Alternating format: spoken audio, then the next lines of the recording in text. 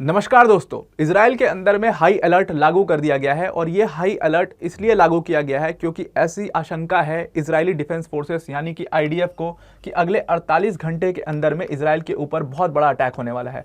और ये अटैक कौन करने वाला है? ये अटैक ईरान कंडक्ट करने वाला है।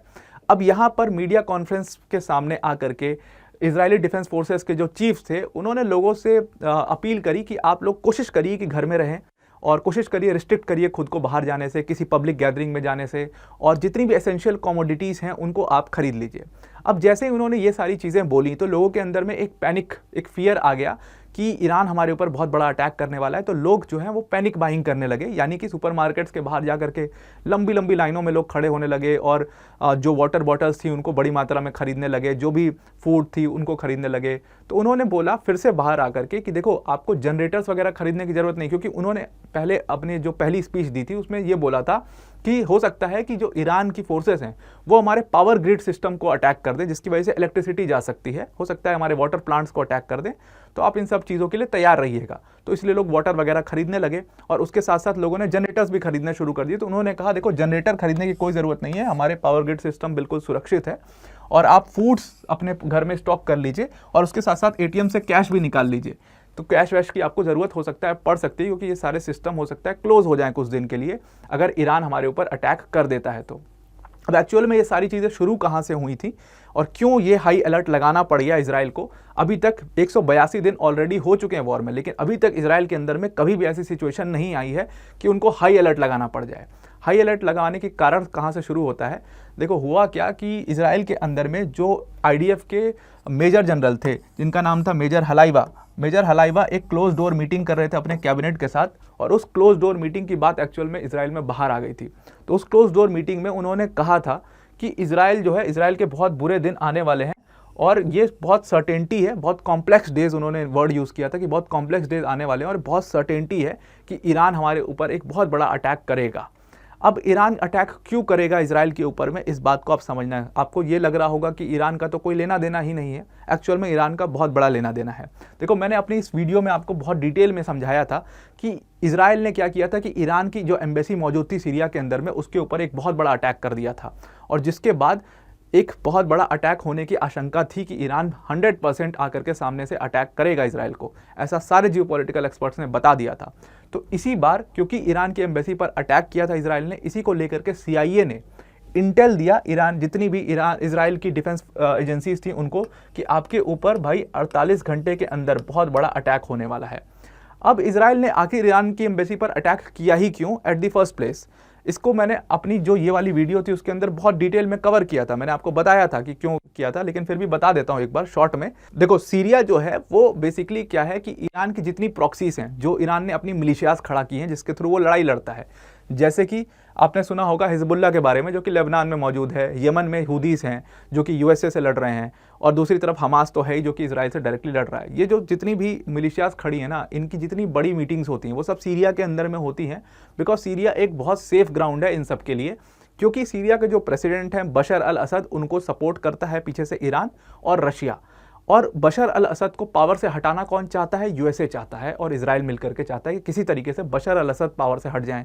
लेकिन बशर अल असद जो है वो काफ़ी स्ट्रॉन्ग होल्ड रखते हैं सीरिया में ईरान और रशिया की मदद से। इसीलिए ईरान जितनी भी अपनी बड़ी मीटिंग्स करता है इन प्रॉक्सीज के साथ, अपनी मिलिशियाज के साथ, वो सीरिया के अंदर में ही करता है। और IRGC यानी कि इस्लामिक रिवॉल्यूशनरी गार्ड कॉर्प्स, जिनको बनाया गया था 1979 में ईरान के रिवॉल्यूशन के बाद, और इनको एक तरीके से इस्लाम की आर्मी माना जाता है। ये IRGC कॉर्प्स जो होते हैं ये बेसिकली जो है सपोर्ट करते हैं इन सारी प्रॉक्सीज को। ये जो मिलिशियाज बना रखी है ईरान ने, हिजबुल्लाह को, हुदीस को, हमास को, इन सबको IRGC ही सपोर्ट करता है। तो इनको इंटेल मिली थी इजरायलीज़ को कि यहाँ पर जो ईरान की एम्बेसी है उसके अंदर एक बहुत बड़ी मीटिंग होने वाली है, जहाँ बड़े बड़े IRGC के कमांडर्स आने वाले हैं और वहाँ हिजबुल्लाह वगैरह के भी कमांडर्स जो आएंगे, वो लोग कुछ बहुत बड़ा प्लान कर रहे हैं। ऐसी इंटेल के बाद इन्होंने क्या किया था कि सीरिया के अंदर दमास्कस शहर के अंदर ईरान की जो एम्बेसी थी उसके ऊपर अटैक कर दिया था, और उसमें IRGC के बताया जा रहा था कि 6 बहुत बड़े कमांडर्स, मतलब टॉप लेवल के जो कमांडर्स होते हैं, मेजर जनरल लेवल के जो कमांडर्स होते हैं, उनकी डेथ हो गई थी। और उनकी डेथ के बाद से सीधा क्लियर कट सारी जियोपॉलिटिकल एक्सपर्ट्स ने बोल दिया था इजराइल को कि अब आपके ऊपर ईरान जो है वो बहुत बड़ा अटैक करेगा। और ये जो इजराइल ने अटैक किया था ना ईरान की एम्बेसी के ऊपर, इस पर यूएस के प्रेसिडेंट जो बाइडेन ने बहुत ज़्यादा क्रिटिसाइज भी किया था इजराइल को। उन्होंने कहा था कि ये जो वॉर अभी तक कुछ कुछ एरियाज में ही चल रहा था, आपने उसको पूरे मिडिल ईस्ट में एस्केलेट कर दिया। ये चीज़ करके हुआ क्या, जैसे ही ये अटैक उन्होंने किया ईरान के एम्बेसी पर, तभी जो ईरानियन ऑफिशियल्स जो थे जिन्होंने रूटर्स न्यूज़ एजेंसी से बात करी, उन्होंने कहा जी हम तो अक्टूबर से अवॉइड करने की कोशिश कर रहे हैं किसी भी डायरेक्ट कॉन्फ्लिक्ट को इजराइल और यूएसए के साथ में। लेकिन यूएसए क्या कर रहा है, यूएसए एक तरफ हुदीस के मतलब रेड सी के अंदर में अटैक कर रहा है हुदीस के ऊपर और यमन के ऊपर, और दूसरी तरफ इजराइल जो है वो पैलेस्टीनियंस को यहाँ पर बुरी तरीके से मार रहा है। उसके बाद हमारे पास कोई ऑप्शन बचता नहीं है रदर थ्रू अटैक। सीधा सीधा ईरानियन ऑफिशियल्स ने ये बात रूटर्स से कह दी थी, और उसी के बाद सीआईए ने ये इंटेल दिया था कि Iran is planning something very big, और उसी के बाद ये हाई अलर्ट लगाया गया है। अब जैसे ही ये बात ईरानियन ऑफिशियल्स ने कही थी, बेंजामिन नेतन्याहू ने इस बात पर कहा कि ये जो ईरान है ये तो हमेशा से हमसे लड़ते हुए आ रहा है, डायरेक्टली नहीं लेकिन अपनी प्रॉक्सीज के थ्रू ये हमसे लड़ाई कर रहा है, और इसकी जो प्रॉक्सीज हैं वो इतनी खतरनाक हैं, वो आतंकवादी आकर के किस तरीके से आपने देखा, उन्होंने इस बात को याद दिलाई किस तरीके से आपने देखा था कि हमास ने इतने सारे इजरायलीज को मार दिया और एक बार भी सोचा नहीं। तो हम तो जो एक्ट कर रहे हैं वो एक्चुअली में हमारे एक्ट तो डिफेंसिव एक्ट हैं, हम तो अपनी सेफ्टी के लिए ये सारी चीज़ें कर रहे हैं। वो आपको ऑफेंसिव लग रहा है बट हमारे लिए वो डिफेंसिव है, हम तो अपनी सेफ्टी के लिए सारी चीज़ें कर रहे हैं, ऐसा बेंजामिन नेतन्याहू ने कहा।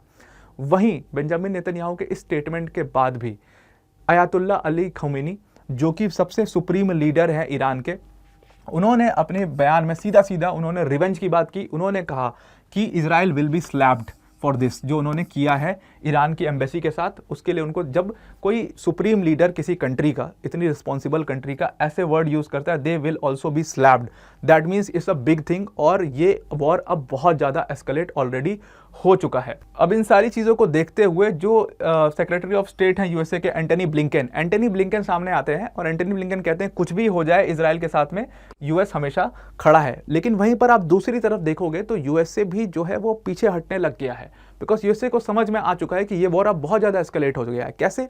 देखो, सबसे बड़ी गलती एक और हो गई थर्सडे में, मतलब कल ही एक बड़ी गलती हो गई इजराइल से एक बार फिर से। देखो, गाजा के अंदर में ह्यूमन एड का काम चल रहा है, मतलब गाजा के अंदर में फूड शॉर्टेज बहुत ज़्यादा है, जिसकी वजह से भुखमरी के बिल्कुल हालात आ चुके हैं। यूएन ने कई सारे अपनी रेगुलेटरीज जारी करी थी कि अगर यहाँ पर ध्यान नहीं दिया गया तो गाजा के अंदर में भूख से बहुत सारे बच्चे मरेंगे, बहुत सारे लोग मरेंगे, और इसको सही करना होगा। तो वहाँ पर ह्यूमैनिटेरियन एड वर्कर्स को लगाया गया है।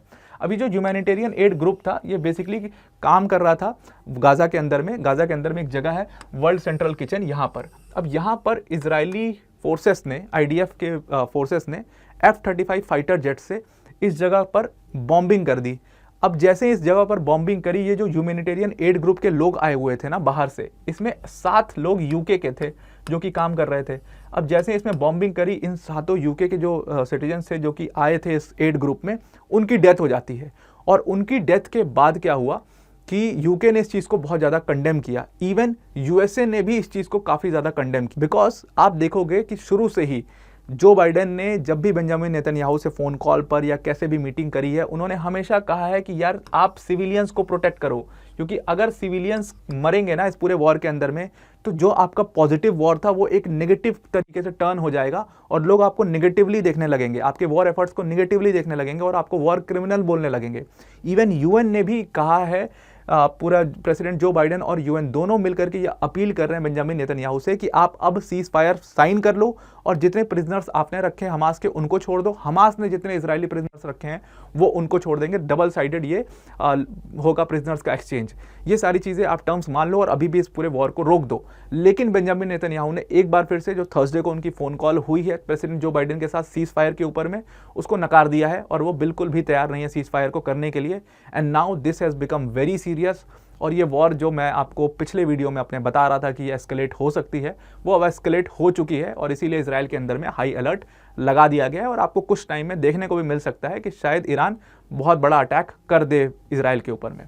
तो आज की वीडियो में इतना ही। Thank you and have a nice day.